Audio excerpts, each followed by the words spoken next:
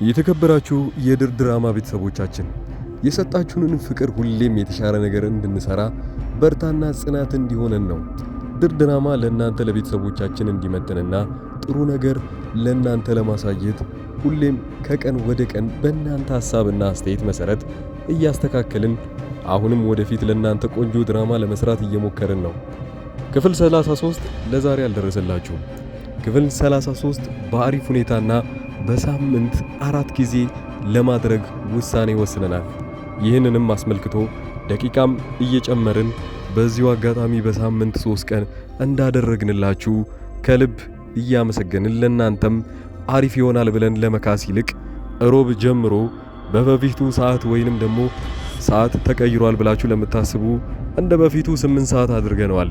ከዚህም በኋላ ከሮብ ጀምሮ በሳምንት 4 ቀን ሆኖ እናም 8 ሰዓት ላይ 1 ደቂቃም ሳናሳልፍ ለእናንተ ለተመልካቾቻችን ምንለቀው ይሆናል። የድር ድራማ ክሮዎች ናቸው ይህንን መልእክት በጽሁፍ መልኩ ያቀርቡላችሁ።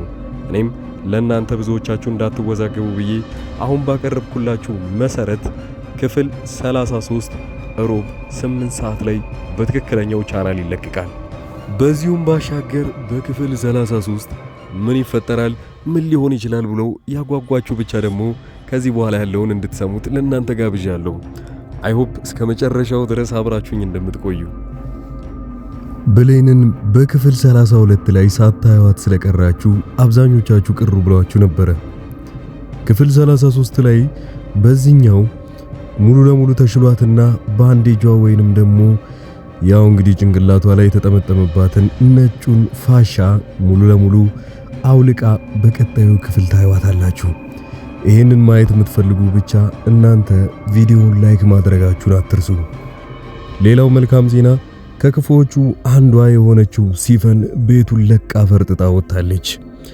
አምናንም ከጊዜ በኋላ የእሷን ክፋትነትና እዚህ ቤት ውስጥ ተንኮል እየሰራች እንደነበረ ቢደርስበትም ግን አሁን ላይ ሊያገኛት አልቻለም።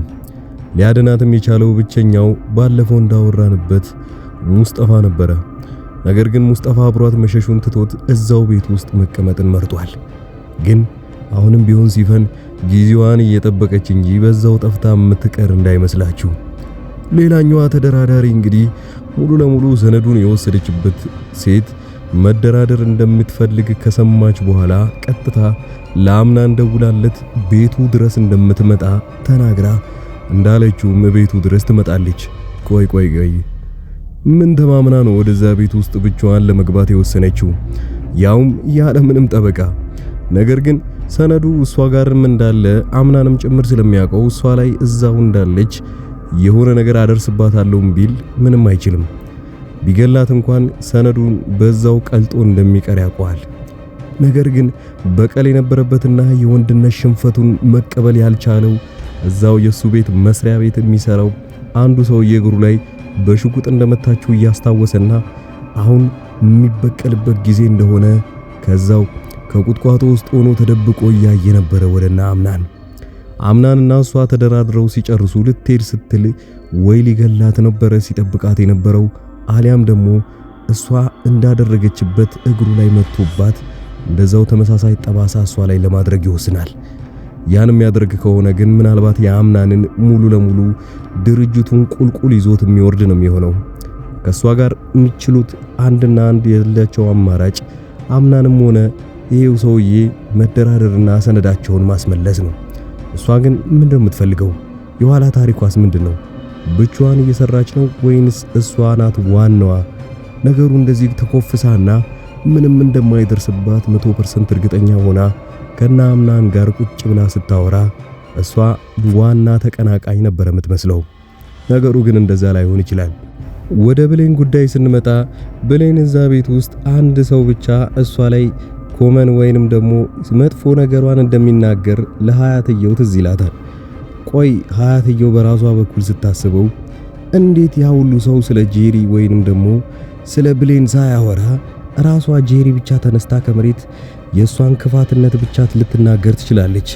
ቆይ እስቲ ሌሎቹን ልጠይቃቸው። መጀመሪያ ከወይዘሮ ሞርዚና ነው የጀመረችው። ወይዘሮ ሞርዚና እውነቱን ነበር የተናገረችው። ብሌን ያው ማለት እዚህ ቤት ውስጥ በጣም የዋህ ልጅ እሷን ነው ያየሁት። እንደሷ የዋህ የለም እሷ ማለት እንግዲህ እዚህ ቤት ውስጥ ከመጣች ጀምሮ ሁሉም ሰዎች እሷ ላይ ይቀኑባታል። ለዛ ነው አንዳንዶቹ የሚጠሏት። በተለይ ጄሪ የእሷ ነገር በጣም ስለሚያስቀናት የእሱን ክፋንና የሆነ ተንኮል መስራቷን ትቀጥልበታለች። እሷ ብሌን ግን በተቃራኒው ለእሷ ስለምታስብላት ምንም አታደርጋትም ትላለች። ይሄኔ ሀያትየው የተረዳቸው አንድ ነገር አለ። አምናንም ጭምር ብሌንን እንደሚወዳትና ጄሪን ቢያገባትም እሷን እንደማይፈልጋት፣ ጄሪ ደግሞ ለእሷ ተንኮል እያቀደች ያለችው አምናን አብልጦ ብሌንን ስለወደዳትም ጭምር እንደሆነ ከዚህ በኋላ ጄሪን ያቺ ሀያትየው አታምናትም ማለት ነው። ሌላዋ ሲፈን የምትባለው እንግዲህ ከዛ ቤት ጠፍታ ከወጣች በኋላ ያው አምናን ነገሩን ከሰማ በኋላ ለብዙ ሰዎች ይናገራል። ለሜርሲ እና ለተለያዩ ሜርሲ የራሷን ሐሳብ ስትናገር ብቻዋን ላትሆን ትችላለች። ምናልባት እኮ እሷን ዝም ብለህ ከመሬት ተነስተህ የምትገላት ከሆነ ያለ ቀባሪ ታሳጣታለህ። እንደተባለውም ቤተሰብ የሚባል ነገር የላትም። ከገደልካትም ላንተ ጥሩ አይደለም ትለዋለች። ሜርሲ ምን አቅዳ ነው? መቼ ስለ ራሷ ጥቅም ብላ እንጂ ለሲፈን አስባላት እንዳልሆነም ያስታውቃል። ስለዚህ ያልጨረሰችው ብዙ ነገሮች እንዳሉ በዚህ ሁኔታ ላይ ማየት እንችላለን። ሌላኛው እንግዲህ ሰነዶቹን ሰርቃ የጠፋችው ሴት በማን የተቀጠረች ይመስላችኋል? ራሷ ሜርሲ የቀጠረቻት ልጅ ናት። ለዛ ነው ሙሉ ለሙሉ የአምናንን ባህሪ በደንብ ስለምታውቀው ስትዳፈረውና በቤቱ ድረስ ገብታ ቁጭ ብላ ለድርድር የተቀመጠች ጊዜ ያኔ እንኳን ያስታውቅባታል። ሙስጠፋ እዛ ቤት ውስጥ ሁለት ውሳኔ አለበት። በደንብ እዚሁ ቆይቶ ለሲፈን መስራት አሊያም ግን ማፈግፈግና የሲፈንንም ሥራ ማጋለጥ። ይህን ሲል ታዲያ ሲፈን ይበልጥ ለምታስብለት ሰው ሙስጠፋ ብቻ እንደሆነም ጭምር እያስታወሰ ይመጣል። ጄሪ ደግሞ አንደኛዋ እያሸነፈች ያለችና አሁን ላይ ምንም አይነት ተወዳዳሪ የለባትም ወይንም ተፎካካሪ፣ ጠላቶቿ እንዳለ እርስ በርስ እየተባሉባት ነው። ሲፈን አንደኛዋ ለጄሪ ቁማር የምትቆምርላትና ተንኮል የምታሰናዳላት ሴት ናት። ሲፈንም ሆነ ሙስጠፋ ለተንኮል እዛ ቤት ውስጥ ቢገቡ ግን ማን ለማን ደም መፋሰስ እንዳለባቸው በደንብ ያውቃሉ። ማንም መጎዳት እንደሌለበት ማለትም እጃቸው እዛ ውስጥ የሌለ። ለምሳሌ ብሌን እንድትጎዳ አይፈልጉም ሁለቱም፣ ሲፈንም ሆነ ሙስጠፋ እንደውም ቀርቧት ሲያማክራትና ሲመክራት እንደነበረም ጭምር እያያችሁ ነበረ። ሲፈን ብሌን ምንም እንዳላደረገቻት ስለምታውቅና እዚህ ነገር ውስጥ እንድትጎዳም ስለማትፈልግ ጭምር ከብዙ አደጋዎች ብቻዋን ስትጠብቃት እንደነበር አይታችኋል። ሙስጠፋም ቢሆን እዚህ ቤት ውስጥ እንዳለ አውሬ ናቸው፣ አንቺ ከነዚህ ሰዎች መራቅ አለብሽ ብሏታል። ብሌንን ያ ሁሉ ሰዎች ይወዷታል፣ ክፉዎች እንኳን ሳይቀሩ። ጄሪ ግን በጣም ቀናተኛና ሁሉን ነገር ለራሴ ስለምትል ብሌንን አትወዳትም። ብሌን ባሌን ልትቀማኝ ከጫፍ ደርሳለች። በቆንጅናም ሆነ በየዋህነት እየገባች ያለችው እኔን እያሸነፈችኝ ነው ብላ ስላሰበች ነው። ነገር ግን አሁን ላይ ሲፈንም ሆነ ሙስጠፋ ከዛ ቤት ሊወጡላት ነው። በዚህ በጣም ደስተኛ ነች። እንደውም ራሷን መቆጣጠር ስላልቻለች ብቻ ሄዳ ለሙስጠፋ ስትነግረው ሙስጠፋ በቃ እዚህ ቤት ያለህ ነገር ሊያበቃልህ ነው፣ እኔም ያለ ሐሳብ እዚህ ቤት ውስጥ ብቻዬን እኖራለሁ። ሙስጠፋ ግን እንዲህ ይላታል፣ አንተ እንዴት ቆይ ከዚህ ቤት አልወጣህም ተብላ ስትጠይቀው ሙስጠፋ አንቺም ማስራሽን ከዚህ ቤት ሳላጋልጠው መቼም አልወጣም። ደግሞ እኔና እሷ የሚያገናኘን ነገር ስለሌለ ለምንድን ነው የምወጣው? እኔ ተንኮል አልሰራው። እሷ በሰራችው ነገር ከዚህ ቤት ብትወጣም እኔ ግን አንዳችም ነገር አላደረኩም። ጄሪ ደግሞ አማለይ አንተ በዛም ማለ በዚህ ከሷ ጋር ተባባሪ ስለነበርክ ከዚህ ቤት ትወጣታለህ። ጄሪ የሷ ነገር አሳስቧት ሳይሆን እንዲወጣላት የፈለገችው ከዚህ በፊት የሷ ፍቅረኛ እንደነበረና አንድ ቀን ጠብቆ ይሄ ሚስጥር ይፈነዳብኛል ብላ ስለምታስብ ሙስጠፋ ካጠገቧና ከዛ ቤት ሙሉ ለሙሉ ውልቅ ብሎ እንዲወጣላት ትፈልጋለች። ያ ደግሞ ምናልባት በሷ በኩል የሚገኙ አንዳንድ ትናንሽ ችግሮች ባሏን ወይንም አምናንን ሊያሳጣኝ ይችላል ብላ ታስባለች። ያው ዋና ዓላማዋ ገንዘቡን የአምናንን ሙሉ ንብረት ወደ ራሷ ለማድረግ ብትፈልግም ማለት ነው። ግን እስካልተፈራረሙ ድረስ የሱን ንብረት እካፈላለውና የሱን ንብረት ወስዳለው የሚባለው ነገር ዘበት ነው። ያም ሊያደርገው የሚችለው አምናን በደንብ ጠንቅቆ ስለሚያውቀው ከጋብቻ በፊት ልጅ እንዳላትና እንደ ማግኔት እንድትጣበቅበት እንኳን ፈቅዶላት ነበረ። ባይሳካላትም ጄሪ በሌላ በኩል የተሳሳተ ነገር የምታስበው ልጄን የገደለችው ራሷ ብሌን ናት ብላ እንድታስብ ያደርጋታል። የብሌንን የዋህነት በደንብ ባታቅም ግን እሷ ምናልባት ልጄን ገለዋለች ብላ ያሰበችበት ምክንያት አምናንን ልትቀማኝ ሞክራለች ብላ ስላሰበች ነው። ከአምናን ጋር ልትደራደር የመጣችው ያቺ አልሸባብ የሆነች ሴትዮ በምን መልኩ ገንዘቧን ማግኘት ፈልጋ ነበር ወደዛ ቦታ የመጣችው? ወይንስ ከሰነዱ በላይ የሚያሳስባት ሌላ ነገር ሊኖር ይችላል? ይመስለኛል ከመሬት ተነስታ የአምናንን ድርጅት አሁን ብላ አላጠቃችም ወይንም ሰነዱን አልወሰደችም። መጀመሪያ ሲተባበራት የነበረውን ሰውዬ ሞቷል። ያ ሰውዬ እንደሞተ ምንም የምታውቀው ነገር የለም። ግን እሷም ቢሆን ሰነዱን ቀይራ እንደሰጠችውና ፌኩን እንደሰጠችው ጭምር አሳይታለች። ስለዚህ ይሄ ነገር ሁሉ እንዳለ የመርሲ ስራ ነው፣ ወይንም የወይዘሮ ሜርሲ ይዛው የአምናን ቤት ውስጥ ያለችዋ። ይሄን እንደሆነ እንዴት ልንገራችሁ? ሜርሲ መጀመሪያ ከሰውየው ጋር ተስማማና አንድ ላይ አምናንን መዝረፍ እንዳለባቸው ታማክረዋለች። እሱም ይስማማል። ስለዚህ የሚያውቃትን ሴት ወይንም ደግሞ እሷ የምታውቀው ይህንን የሚሰራ ሰው ካለ ይጠያየቃሉ። ሜርሲ በዛ ሰዓት ልትል የምትችለው እኔ ጋር አሪፍ ሰው አለ ይህን ሁሉ ነገር መስራት የሚችል፣ ስለዚህ በዚህ ሁኔታ ላይ ሙሉ መረጃውን ትሰጠኝና እንዴት ወደዛ ገብታ ሰነዶቹን መውሰድ እንደምትችልና ወዲያው ለአንተ እንድታቃብል ማድረግ ይቻላል። ያን ከተስማሙ በኋላ ለልጅቷ ግን ስትነግራት የነበረችው ወይንም ለዚች ለዘራፊዋ አንቺ ሙሉ ለሙሉ ሰነዱን ከወሰድሽ በኋላ ለሱ የተሳሳተ ሰነድ እንድትሰጪው ፈልጋለሁ፣ ዋናውን ሰነድ ግን አንቺ ጋር አቆዩ፣ እኔና አንቺ በዚህ ሁኔታ ላይ እንስማማለን ትላታለች። ሜርሲ ማንም ከበላይዋ እንዲሆን አትፈልግም፣ ማንም ከሷ እኩል ሆኖ አዛዥም እንዲሆን አትፈልግም። ለዛ ነበረ ከሰውየው ጋር የውሸት ተስማምታ ሙሉ ለሙሉ ወንጀል እሱ ላይ እንዲራገፍበትና እሱ እንደሰረቀ በማስመሰል እውነተኛዋ ሌባ ግን ወይዘሮ ሜርሲ ነበረች።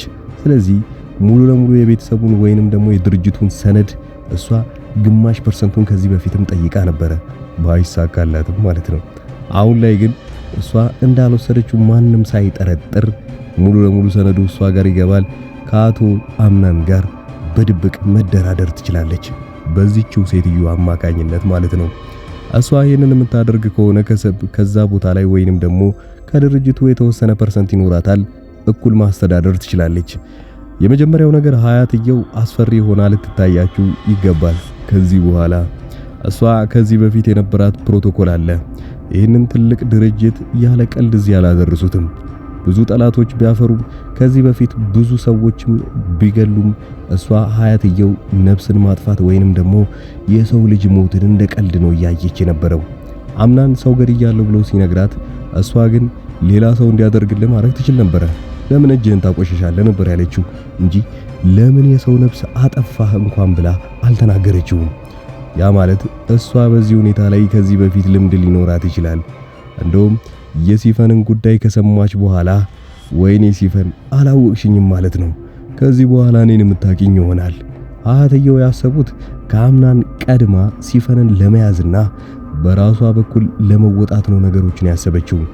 እስቲ እውነትስ ታደርገው ይሆን ወይንስ ሀያትየው ወሬ ብቻ ሆና ልትቀር ትችላለች? ያም ቀጣዩ ክፍል ላይ አብረን እናያለን። የመጨረሻው የምናነሳው ነገር የሲፈንን ጉዳይ ነው። ሲፈን ይሻላታል። በቀጣዩ ክፍል ሙሉ ለሙሉ ፋሻዋን የተጠቀለለውን ታነሳለች። ከጄሪ ጋር ያላቸው ሰላምስ በምን መልኩ ይቀጥላል?